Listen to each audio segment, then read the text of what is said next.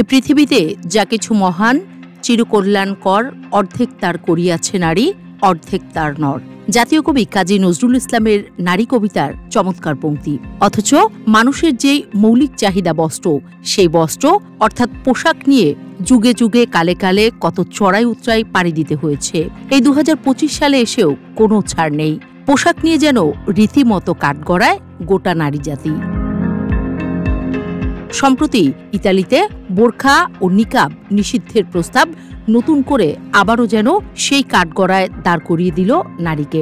গেল বুধবার ক্ষমতাসীন ব্রাদার্স অব ইতালি এমন একটি আইন প্রস্তাব করে, যেখানে বলা হয়েছে স্কুল, অফিস, হাসপাতাল সহ সব পাবলিক স্থানে বোরখা বা নিকাব পরা নিষিদ্ধ হবে। আর এই আইন ভাঙলে জরিমানা গুনতে হবে 300 থেকে 3000 ইউরো।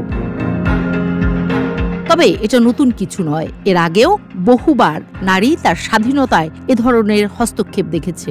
বিশ্বের এক প্রান্তের মানুষ মনে করেন নারীকে চলতে হবে ধর্ম মেনে, ধর্মে যে ধরনের পোশাকের প্রাধান্য দেওয়া হয়েছে সেভাবেই।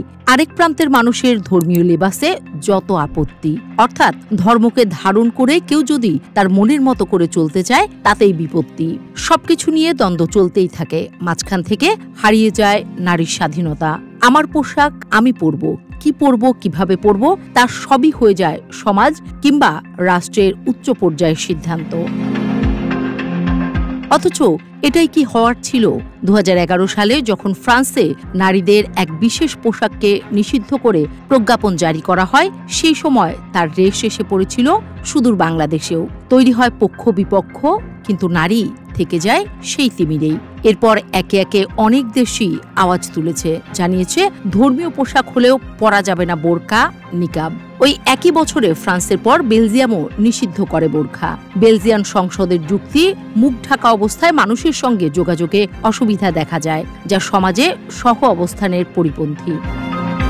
2017 সালে ইউরোপীয় মানবাধিকার আদালতও এই নিষেধাজ্ঞাকে বৈধ ঘোষণা করে। এরপর একে একে ইউরোপের আরও কয়েকটি দেশ একই পথে হাঁটে। 2017 সালে Austria anti face covering act নামে আইন করে। 2018 সালে ডেনমার্ক মাস্কিং ল চালু করে। সেখানে বলা হয় প্রথমবার নিকাব সহ ধরা পড়লে 1000 ক্রোনার জরিমানা। 2019 সালে স্কুল, হাসপাতাল ও পাবলিক ট্রান্সপোর্টে বোরখা নিষিদ্ধ করে নেদারল্যান্ডস। ইউরোপের বাইরে শ্রীলঙ্কা 2019 সালে স্টার সানডের বোমা হামলার পর মুখ ঢাকা পোশাক নিষিদ্ধ করে, যেখানে সন্ত্রাসীরা নিকাবকে ছদ্মবেশ হিসেবে ব্যবহার করেছিল।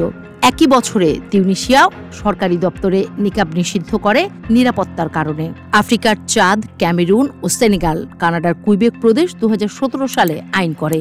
বুলগেরিয়া, নরওয়ে শিক্ষা প্রতিষ্ঠানে বোরখা, নিকাব নিষিদ্ধ করে। সবশেষে এখন এই ধারায় যুক্ত হচ্ছে ইতালি। এর উল্টো চিত্রও কম নয়। অনেক দেশেই নারীদের জন্য হিজাব বা বোরখা পরা বাধ্যতামূলক। ইরানে 1979 সালে ইসলামিক বিপ্লবের পর থেকে জনসমক্ষে হিজাব বাধ্যতামূলক। আইন ভাঙলে জরিমানা বা জেল পর্যন্ত হতে পারে। আফগানিস্তানে তালেবান শাসনে নারীদের বোরখা পরা ও পুরুষ অভিভাবক ছাড়া বাইরে যাওয়া নিষিদ্ধ। ইন্দোনেশিয়ার আচে প্রদেশ, নাইজেরিয়ার উত্তরাঞ্চল এবং সুদানে শরিয়া আইনের অধীনে হিজাব বাধ্যতামূলক করা হয়েছে। সৌদি আরবে আগে আবায়া বাধ্যতামূলক থাকলেও এখন আইনের শিথিলতা এসেছে, যদিও সামাজিকভাবে এটি এখনো প্রচলিত। কোথাও পোশাক নিষিদ্ধ, কোথাও বাধ্যতামূলক। কিন্তু বিষয় একটাই, দুই দিকেই নারী হারাচ্ছে নিজের পোশাক বেছে নেওয়ার স্বাধীনতা। এর আড়ালে রয়েছে ধর্মের দোহাই। এক দলের কথা, এর মধ্য দিয়ে নারী হারাবে তার সক্রিয়তা। আরেক দলের মত, ধর্ম না মানলে রয়েছে পরকালে চরম শাস্তি।